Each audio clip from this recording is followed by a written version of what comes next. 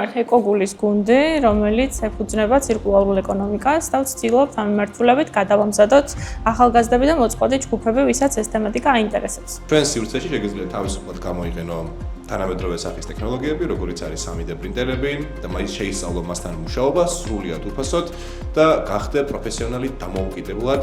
უმეტეს შემთხვევაში სწავლა არასდროს არ არის გვიანი, მაგრამ ადრეული ასაკიდან სწავლის დაწყება თანამედროვე ტექნოლოგიების ჩვენ გვაჩნია, რომ არის იდეალური და ჩვენ გაძლევთ ამის შანსს. ამ ეტაპისთვის ჩვენი მთავარი გამოწვევა არის სივრცის სრული ინვენტარიზაცია, რათა ვორქშოპების ჩატარება სრულფასოვნად შევძლოთ.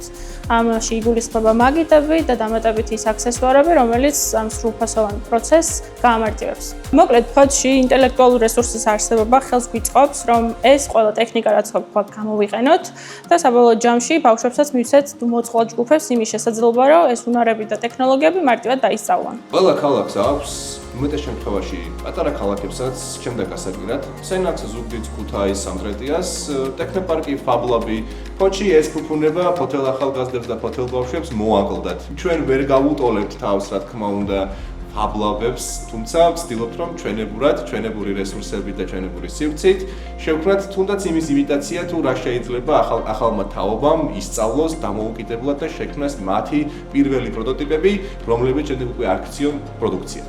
ეკოგული ყოველთვის იყო და გვინდა დარჩეს არაკომერციულ სოციალურ საწარმოდ, ამისათვის კი გვჭირდება ორბელიანი მედის ხარდაჭერა.